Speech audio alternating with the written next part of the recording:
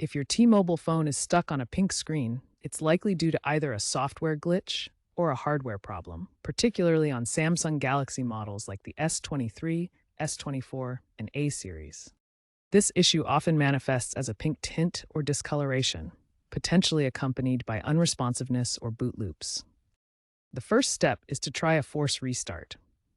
Press and hold both the power and volume down buttons for 10 to 15 seconds. This interrupts the operating system and allows for a clean reboot, often resolving temporary software conflicts. If the problem persists, proceed to the next section. If a force restart doesn't fix the pink screen, try booting your phone into safe mode. To do this, press volume up and power while the phone is booting, then select safe mode when prompted. Safe mode disables all third-party apps, helping you determine if a recently installed app is the culprit. If the pink screen disappears in safe mode, uninstall any recently installed or updated apps.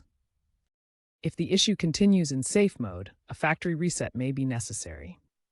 Access recovery mode by pressing power and volume up buttons together.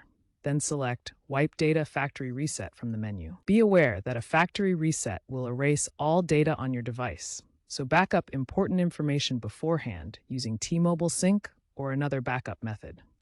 If none of these steps work, it is likely a hardware issue, and you should contact T-Mobile or Samsung for repair options.